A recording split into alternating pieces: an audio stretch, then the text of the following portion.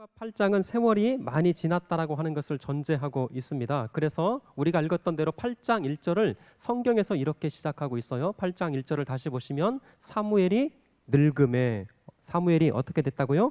늙음에. 여러분, 이 짧은 한 문장에 사실 많은 의미를 함축하고 있다고 생각이 들어집니다. 말씀의 사람, 기도의 사람, 또 영성과 지도력이 너무나 뛰어났던 이 사무엘이라 할지라도 흐르는 세월을 피할 수가 없었던 것 같아요. 성경에 보니까 이 사무엘은 이스라엘의 사사였습니다. 그리고 제사장이었고 선지자로서 유일무이하게 삼중직을 감당했던 이 사무엘. 그러나 언제까지나 이 사무엘도 흐르는 시간 앞에 청년일 수는 없었기 때문에 더 이상 이 맡겨진 사역을 효과적으로 감당할 수 없었던 것 같아요. 그래서 1절 후반절에 보면 이렇게 말씀하고 있어요. 다시 띄워주실래요? 사무엘이 늙음에 그의 아들들을 이스라엘에 어떻게 해요? 사사로 삼으니. 여러분, 중요합니다. 중요한 것은 뭐냐면 본래 사사는 절대 세습할 수 있는 것이 아니었어요. 이스라엘 백성들 가운데 이 사사는 하나님께서 직접 선택을 하시거나 여호와의 영이 그 사람에게 임재하심으로 거룩하게 세워지는 자리가 바로 이 사사의 직분이었는데, 여러분, 영성이 뛰어났던 이 사무엘이 아마 그것을 모를 리 없었을 것 같아요. 그럼에도 불구하고 이 사무엘이 노년에 자신의 아들들을 이스라엘 백성들의 사사로 삼는 실수를 지금 범하고 있었던 것 같아요. 자, 어쨌든 2절에 보니까 그 아들들을 이렇게 소개하고 있습니다. 2절, 자, 같이 한번 읽어볼게요. 시작. 장자의 이름은 요엘이요 차자의 이름은 아비아라. 그들이 브엘세바에서 사사가 되니라. 예, 감사합니다. 장자의 이름은 누구라고요? 요엘. 이 요엘이라고 하는 이름의 뜻을 살펴보니까 여호와는 하나님이시다, 그런 뜻을 갖고 있고요. 차자의 이름을 아비야라고 이렇게 소개하고 있는데 이 이름의 뜻이 여호와는 나의 아버지시다. 여러분, 이름의 뜻이 굉장히 좋아요, 나빠요? 예, 좋았던 것 같아요. 특별히 영적 거장이었던 이 아버지, 이 사무엘이었기 때문에 얼마나 이 자녀들의 이름을 잘 지었을까. 그런데 문제는 뭐냐면 이 두 아들들이 이름값을 전혀 하지 못하고 있었던 거예요. 그래서 이 두 아들들이 3절에 보시면 성경은 이렇게 말씀하고 있습니다. 3절, 자, 그의 아들들이 자기 아버지의 행위를 따르지 아니하고 이익을 따라 뇌물을 받고 판결을 좋게 했다고요? 나쁘게 했다고? 예, 굽게 하니라.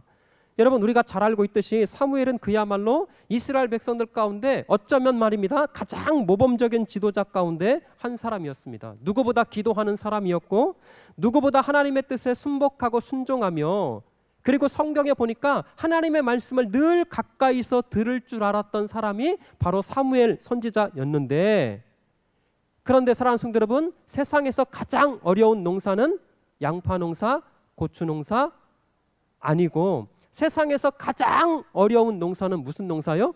예, 자식 농사.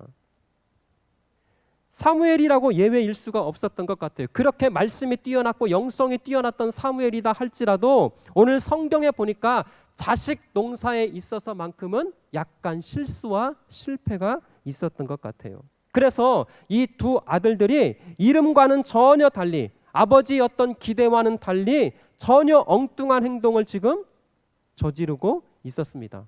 다시요, 3절 한번 보시면 그의 아들들이 자기 아버지의 행위를 따르지 아니하고, 자, 그 다음부터 한번 읽어볼게요. 시작.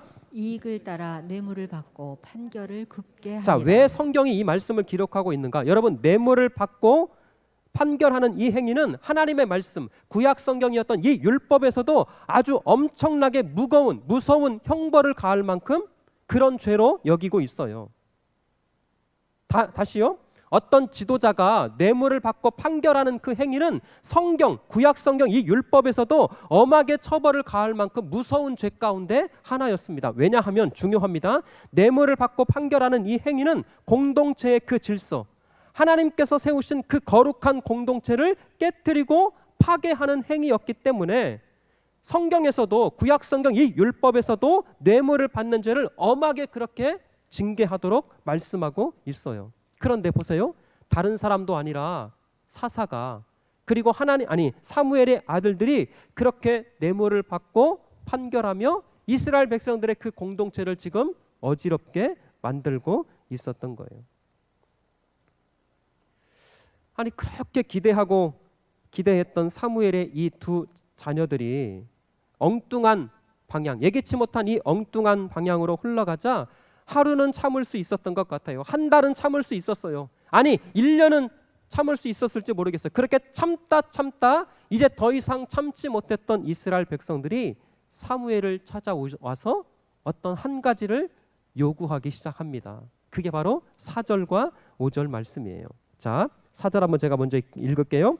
이스라엘 모든 장로가 모여 라마에 있는 사무엘에게 나아가서, 자 5절 시작. 그에게 이르되 보소서 당신은 늙고 당신의 아들들은 당신의 행위를 따르지 아니하니 모든 나라와 같이 우리에게 왕을 세워 우리를 다스리게 하소서 한지라. 아멘. 자 5절에서 가장 여러분 동그라미 밑줄을 좀 쳐놔야 될 것은 뭐냐면 모든 나라와 같이 우리에게 왕을 세워. 자 보세요. 이스라엘 지금 장로들이 사무엘을 찾아와서 요구했던 것은 뜻밖에도 우리도 다른 나라들처럼 무엇이 필요하다? 왕이 필요하다라는 거예요. 왜? 그래야만 힘을 갖출 수 있고 그래야만 안전을 보장받을 수 있다라고 하는 논리였어요. 그런데 잘 보세요. 이스라엘 백성들의 논리는 어떤 면에서는 굉장히 설득력이 있어 보여요. 왜냐하면 사무엘 이제 당신은 너무 늙었습니다. 그리고 당신처럼 그렇게 잘 다스리고 재판하고 통치를 바랬던 두 아들들은 당신처럼 그렇게 행위를 따르지 않고 있습니다. 그러니까 우리도 다른 나라들과 같이 왕을 세워 주세요. 우리도 다른 나라들 것처럼 왕이 있어야지만이 평화를 누릴 수 있습니다. 근데 언뜻 보면 이 이스라엘 백성들의 요구는 타당한 요구 같고요. 합리적인 요구 사항인 것 같아요. 우리에게도 왕이 있어야만 질서가 있고요. 우리에게도 왕이 있어야만 평강할 수 있습니다. 그러나 사랑하는 성도 여러분, 정말 그럴까요? 이스라엘 백성들 가운데 늘 보이는 왕이 없었기 때문에 평강하지 못했고 이스라엘 백성들 가운데 보이는 왕이 없었기 때문에 늘 전쟁에 시달려야 했고 그랬을까요? 아니요. 사실은 우리가 성경을 통해서 알 수 있는 것은 이스라엘 백성들 가운데 보이는 왕이 없을 때라도 하나님은 언제나 그들의 왕이 되어 주셔서 그들에게 샬롬을 주시고 그들에게 평안을 주시고 그들에게 모든 것을 허락해 주신 줄 믿습니다. 예, 진짜 이스라엘 백성들의 안전과 평안은 어떤 강력한 군사력이나 그렇다고 어떤 왕을 통해서 세워지는 그 리더십에 있었던 것이 아니라 전능하신 하나님, 살아계신 주님께서 늘 이스라엘을 돌보시고 지키시고 함께 하셨던 그 은혜에 있었음에도 불구하고 이스라엘 백성들이 지금 그것을 깨닫지 못하고 있는 거예요. 사랑하는 성도 여러분, 마찬가지라고 생각이 들어집니다. 우리 가정, 우리 자녀, 우리 교회 평안과 안전은 오직 살아계신 하나님의 능력에 있는 줄 믿습니다. 그것을 믿음으로 고백할 수 있어야 돼요. 그래서 다윗이 똑같이 썼던 시편 127편 1절에 보면 그 유명한 말씀이 이렇게 소개하고 있어요. 자, 한번 읽어볼까요? 시작. 여호와께서 집을 세우지 아니하시면 세우는 자의 수고가 헛되며 여호와께서 성을 지키지 아니하시면 파수꾼의 깨어 있음이 헛되도다. 아멘. 사랑하는 성도 여러분, 이 고백이 저와 여러분들의 평생의 고백이 되시기를 주의 이름으로 축원합니다. 여호와께서 집을 세우지 아니하시면 또 여호와께서 지키지 아니하시면 이것이 하나님의 백성들이 가져야 할 신앙의 태도라는 거예요. 그런데 보세요. 이스라엘 백성들은 계속해서 하나님께서 그들 가운데 함께 하셨고 그들에게 평안을 주시고 그들에게 샬롬을 주시고 그들에게 모든 것들 허락해 주셨음에도 불구하고 지금 이스라엘 백성들은 사무엘에게 찾아와서 계속해서 우리는 눈에 보이는 리더십이 있어야 합니다. 보이는 리더십이 없기 때문에 자꾸 다른 나라가 쳐들어온다고 그렇게 생각을 했던 거예요. 여러분 잘 들어보세요. 하나님을 향한 믿음이 없을 때 진짜 내 삶 가운데 여호와의 살아계심에 대한 그 믿음이 그 확신으로 다가오지 못할 때 나타나는 현상입니다. 그것은 다른 것이 아니라 눈에 보이는 것에만 집착하는 거예요. 이럴 때 나타나는 현상의 특징은 뭐냐면요. 하나님이 내 마음 가운데, 하나님이 내 영적인 눈앞에 보이지 않는 거예요.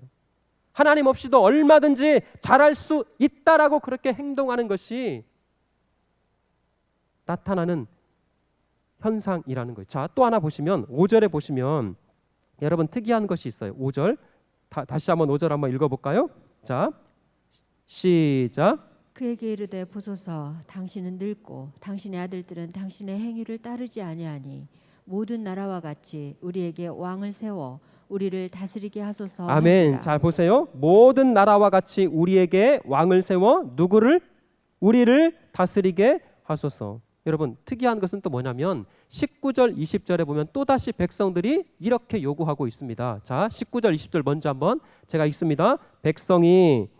백성이 사무엘 말 듣기를 거절하여 이르되 아니로소이다. 그 다음 우리도 우리 왕이 있어야 하리니. 자 20절 중요하니까 한번 읽어보세요. 시작. 우리도 다른 나라들 같이 되어 우리의 왕이 우리를 다스리며 우리 앞에 나가서 우리의 싸움을 싸워야 할 것이니이다 하는지라. 잘 보세요. 사랑하는 성도 여러분, 다시 지금 20절 띄워놔 주세요. 지금 어떤 한 단어가 계속 반복되고 있어요. 무슨 단어일까요? 그렇죠. 우리라고 하는 단어예요. 아까 5절에서도 우리에게 왕을 세워 우리를 다스리게 하소서. 19절에서도 우리 20절에서도 우리도 우리 왕이 있어야 하리니 우리도 다른 나라와 같이 우리의 왕을 우리를 다스리며 우리 앞에 나가서 우리의 싸움을 할 것이라. 여러분 19절 20절에는 무려 이 짧은 두 구절 안에 우리라고 하는 단어가 7번 반복돼서 사용하고 있습니다. 무슨 말일까? 잘 들어보세요. 하나님을 신뢰하지 않거나 진짜 하나님의 살아계심을 확신하지 못할 때 나타나는 현상. 사람이요 자기 편한 대로 하나님을 이용하면 반드시 나타나는 현상이 바로 이것입니다. 우리가 편한 대로, 우리가 원하는 대로, 우리가 생각한 대로, 우리가 고집한 대로, 우리가 좋아하는 대로 하나님 그렇게 해주세요. 다시요. 내 인생의 주인 가운데, 아니 내 인생의 모든 삶 가운데 하나님이 함께 하셔서 그 하나님이 참된 왕으로 고백되지 않는 사람들의 특징은 뭐냐면 늘 말 가운데, 삶 가운데 하나님 우리를 위해서 이렇게 만들어주세요. 우리를 위해서 우리가 좋아하는 대로 그렇게 반응할 수밖에 없다라는 거예요. 지금 이스라엘 백성들이 그러고 있어요. 하나님을 진짜 왕으로 인정하거나 하나님을 진짜 왕으로 고백하지 않습니다. 보이지 아니하는 그 하나님이 언제나 그 이스라엘 백성들 가운데 함께 하셔서 그들의 모든 것들을 주관하시고 그들의 모든 것들을 다스리시고 통치하심에도 불구하고 이스라엘 백성들은 아이고 우리는 다 필요 없고요. 눈에 보이는 리더십 세워주세요. 지금 이스라엘 장로들이 사무엘에게 찾아와서 그렇게 요구하고 있어요. 자, 들어보세요. 이렇게 백성들의 요구를 들었던 사무엘이 그러면 어떻게 반응하고 있는가? 그게 6절 말씀이에요. 자, 6절 한번 이것도 중요합니다. 같이 한번 읽어볼게요. 시작. 우리에게 왕을 주어 우리를 다스리게 하라 했을 때에 사무엘이 그것을 기뻐하지 아니하여 여호와께 기도하며. 아멘. 여러분 보세요. 사무엘이 백성들의 그 요구를 듣고 이 문제를 뜻밖에도 하나님 앞에 어떻게 했어요? 기도했어요. 여호와께 기도하며. 지난주에도 살펴봤죠. 그 블레셋이라고 하는 그 나라가 쳐들어왔을 때 그 위기 앞에 여호와께 기도하고 여호와께 다 까잡수셨네요. 여호와께 기도하고 여호와께 예배하고. 다시 한번 여호와께 기도하고 여호와께 예배하고. 자 보세요. 지금 똑같아요. 여기 8장에서도 백성들의 그 엄청난 말도 안 되는 요구를 사무엘에게 찾아와서 하고 있습니다. 그 백성들의 요구를 듣고 사무엘이 했던 반응은 보세요. 여호와께 뭐하고? 기도하고. 여러분 사무엘이라고 인간적인 섭섭함이 왜 없겠어요? 그러나 똑같이 인간적인 방법으로 풀지 않고 사무엘은 이 문제를 하나님 앞에 가지고 나가서 하나님 앞에 뭐 하고 있어요? 기도하고 있어요. 사랑하는 우리 구이주 함께 성도 여러분, 인생의 어려운 문제나 억울함이나 내가 예기치 못한 어떤 섭섭함이 찾아올 수 있더라고요. 그럴 때마다 사람에게 풀지 않기를 축복합니다. 그 모든 문제를 하나님 앞에 내어놓고 그 모든 염려와 섭섭함과 마음의 근심과 그 모든 것들을 하나님 앞에 내려놓기만 한다면 크고 광대하신 우리 주님께서 그 모든 문제를 해결해 주시고 우리의 그 억울함과 섭섭함을 변하여 하나님이 주시는 평강과 기쁨으로 반드시 역사해 주실 줄 믿습니다. 아멘. 그래서 여러분 찬송가 369장에 보면 하여 아랠 줄을 모를까. 여러분 이 369장을 작사한 이 사람의 이 애통함이 좀 들려주세요. 사람들이 주께 고함 없는 거로 복을 받지 못하네. 정말 주님 앞에 그 섭섭함과 어떤 마음의 근심과 염려를 그 주님 앞에 아뢰고 고백하기만 하면 주께서 그 모든 것들을 들으시고 하늘의 복으로 역사해 주실 텐데 사람들이 어찌하여 아랠 줄을 모를까? 여러분, 성경이 한결같이 우리들에게 말씀하고 있는 거.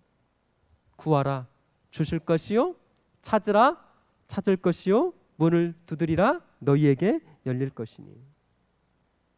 여러분, 지금 사무엘이 그렇게 백성들의 말도 안 되는 요구사항을 가져왔을 때 사무엘이 인간적인 방법으로 대응하지 않았습니다. 사무엘은 역시 기도하는 지도자였어요. 사무엘도 왕을 세워달라는 이 백성들의 말에 기뻐할 수 없었습니다. 마음이 분명히 섭섭하고 불편함이 있었어요. 그러나 사무엘의 반응은 그렇다고 화를 냈다거나 백성들을 따로 징계했다거나 다른 방법으로 백성들의 생각과 어떤 행동을 단호하게 진압을 했다거나, 아니요, 그렇게 하지 않았어요. 사무엘의 반응은 그 문제를 가지고 와서 여호와께 어떻게 해요? 기도하며. 근데 여러분, 7절에 보니까 더 깜짝 놀랄 일이 벌어졌어요. 그렇게 문제를 놓고 사무엘이 여호와께 기도했더니 하나님의 응답하심이 들려지는데 하나님의 마음은 더 아팠던 것 같아요. 7절에 보니까 하나님이 이렇게 말씀하고 있어요. 자, 또박또박 한번 읽어보겠습니다. 시작. 여호와께서 사무엘에게 이르시되 백성이 내게 한 말을 다 들으라. 이는 그들이 너를 버림이 아니요 나를 버려 자기들의 왕이 되지 못하게 함이니라. 아멘. 여기 보세요. 그들이 나를 버려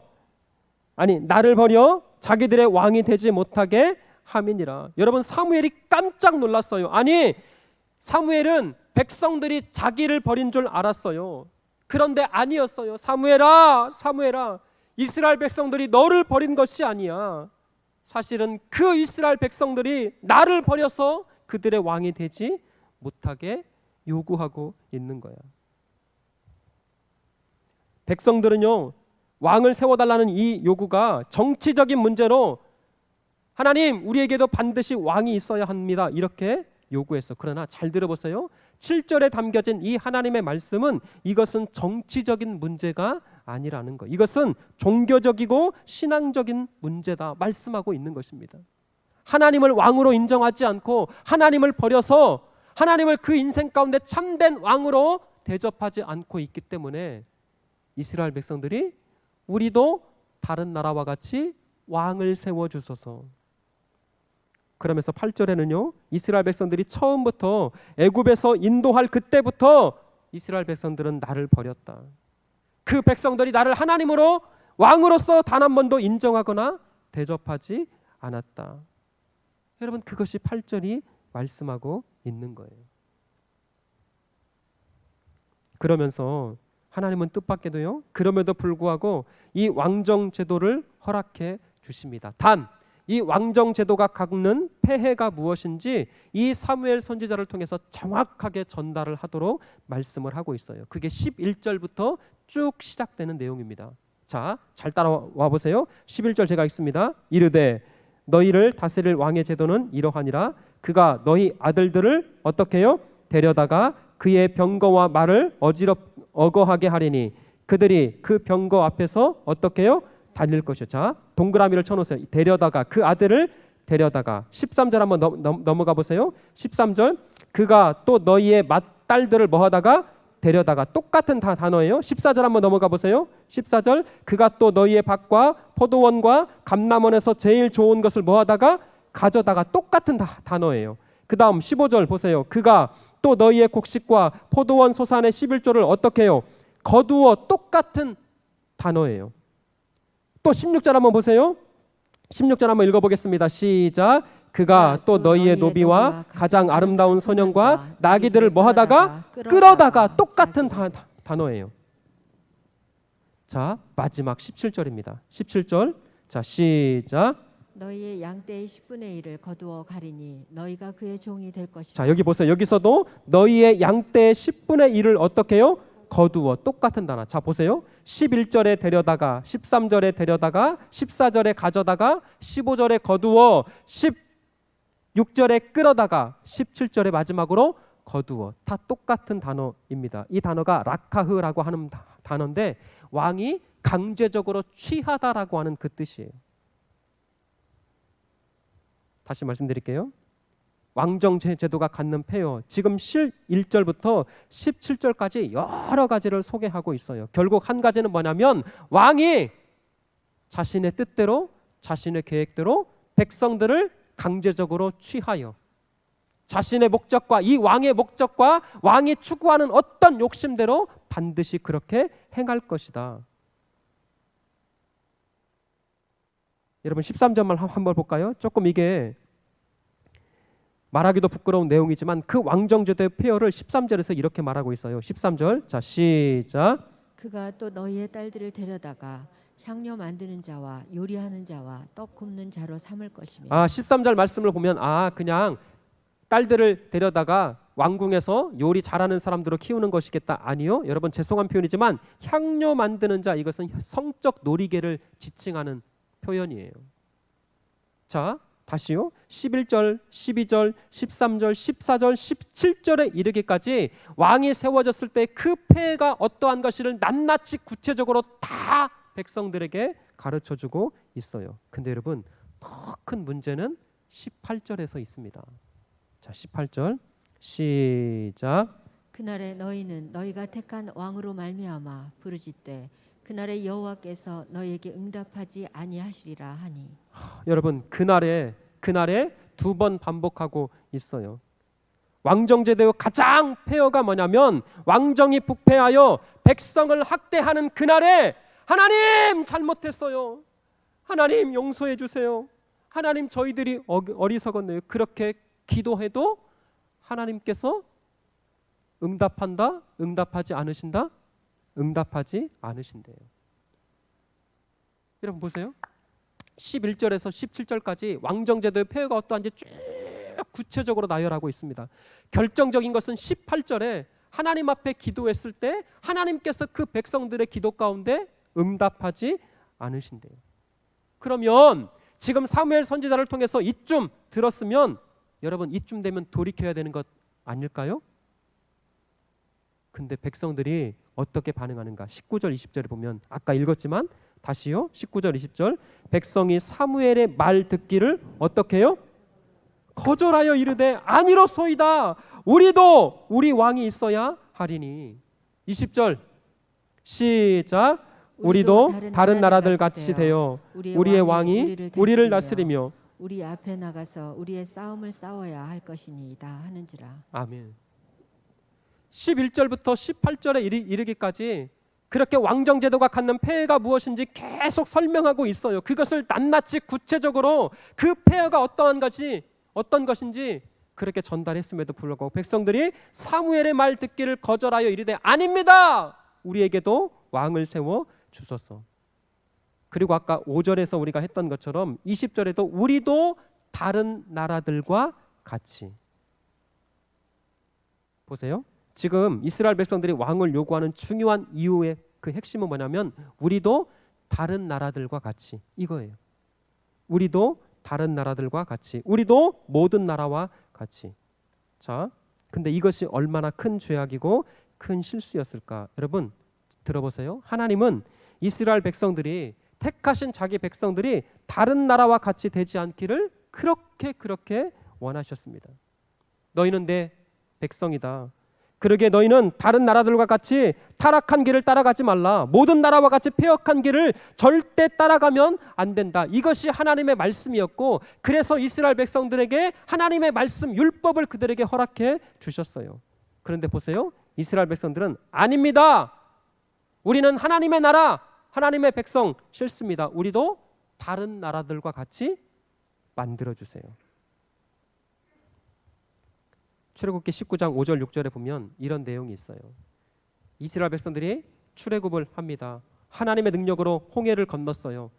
아말렉과의 전쟁이 있었지만 하나님의 크신 능력으로 그 모든 민족을 다 물리쳤습니다. 그렇게 3개월이 지나서쯤 드디어 이 시내산에 도착한 이스라엘 백성들이 하나님과 더불어서 깊은 언약을 맺습니다. 그 언약의 가장 핵심되는 내용이 출애굽기 19장 5절 6절 말씀이에요. 자, 보세요. 세계가 다 내게 속하였나니 너희가 내 말을 잘 듣고 내 언약을 지키면, 그 다음 너희는 모든 민족 중에서 어떻게 해요? 내 소유가 되겠고. 자, 6절은 너무나 중요합니다. 6절 시작. 너희가 내게 대하여 제사장 나라가 되며 거룩한 백성이 되리라.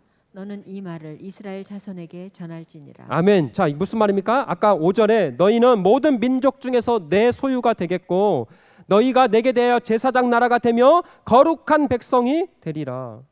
이것이 하나님의 말씀이었습니다. 너희는 다른 나라와 같지 않고 너희는 세상 나라와 같지 않고 특별한 나라가 될 거야. 그런데 보세요. 이스라엘 백성들은 아닙니다. 우리는 제사장 나라, 거룩한 나라, 하나님의 소유된 백성, 그거 싫습니다. 우리도 다른 나라들과 같이 똑같이 그렇게 만들어 주세요. 여러분, 이스라엘 백성들은 모든 나라들과는 구별되고 특별한 나라였어요. 그런데 지금 이스라엘 백성들은 그거를 거부하고 있어요. 하나님의 특별한 나라, 하나님의 특별한 백성 되는 거 싫다라는 거예요.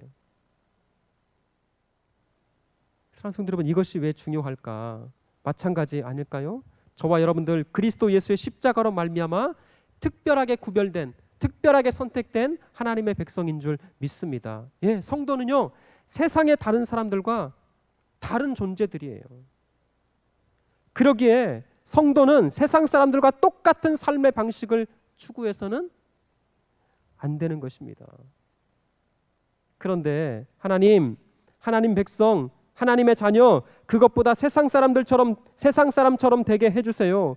교회 다닌다고 꼭 이렇게 특별하게 살아야 합니까? 우리도 제발 세상 사람들처럼 그렇게 좀 살게 해주세요. 여러분, 지금 이스라엘 백성들이 하나님 앞에 요구하고 있는 내용이 바로 이것이었어요. 우리는 특별한 나라, 특별하게 예배드리고 특별하게 막 그렇게 살고 그러고 싫다라는 거예요.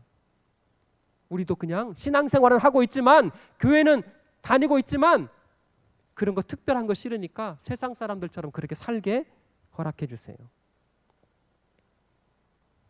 사랑하는 성도 여러분, 하나님만이 우리의 왕이시며 우리를 구원하신 전능하신 능력의 주인 줄 믿습니다. 그럴 때의 성도는요, 하나님의 그 그늘 아래 피할 때만이 참된 만족과 행복이 있는 거예요. 하나님이 보이지 않는다고 하나님이 안 계신 것이 아니라, 보이지 않는다고 하나님이 안 보고 계시는 것도 아니라, 우리의 모든 것들을 감찰하시고 우리의 모든 것들을 아시고 우리의 모든 형편을 아시며 우리를 바른 길로, 선한 길로, 생명의 길로 우리를 영원부터 영원까지 인도해 주실 줄 믿습니다. 그것이 우리의 믿음의 고백이 되어야 될진데 이스라엘 백성들이 그렇지 못했던 거예요. 마지막으로 왜 하나님은 왕정제도를 허락해 주셨을까? 그것이 하나님의 뜻이 아니었음에도 불구하고 왜 하나님은 이스라엘 백성들의 그 요구를 들으셔서 왕정제도를 허락해 주셨을까? 사랑하는 성도 여러분, 여기에는 깊은 하나님의 또 다른 은혜와 하나님의 사랑, 또 구원의 섭리가 담겨져 있더라고요. 너희들이 비록 눈에 보이는 리더십으로 왕을 요구했으나 내가 너희들에게 진짜 참된 왕이 누구인지 가르쳐 주겠다. 그렇게 계획하시며 이 왕정제도를 통해서, 이 다윗의 집을 통해서 이 땅 가운데 오신 왕 중의 왕, 진짜 참된 왕 중의 왕이신 누가? 예수 그리스도가 오셔야만 했던 거예요. 아하, 그렇구나. 하나님은 이렇게 우리를 끊임없이 사랑하시는구나. 비록 우리가 죄악 가운데 있을지라도, 비록 우리가 실수하고 넘어지며 연약하여 죄 가운데 뒹굴어도 하나님은 그 속에서도 여전히 택하신 백성들을 향한 놀라운 구원의 섭리를 이루어 가시는 줄 믿습니다. 그러게 사랑하는 성도 여러분, 7번 넘어져도 다시 우리를 이렇게 세우시며 변함없는 그 사랑을 우리를 붙드시는 그 살아계신 하나님의 은총을 믿으시기를 주의 이름으로 축원합니다. 우리가 그렇게 주님을 바라볼 때에 주님께서 우리를 도우시고 우리를 지키시고 그 보이지 아니하시는 하나님의 리더십 앞에 우리가 순종하기만 한다면, 여러분, 세상살이 조금 힘들 수 있어요. 그럼에도 불구하고 그 주님께서 우리 삶을 지켜주시되 영원부터 영원까지 하나님의 능력으로 지키시고 채워주실 줄 믿습니다.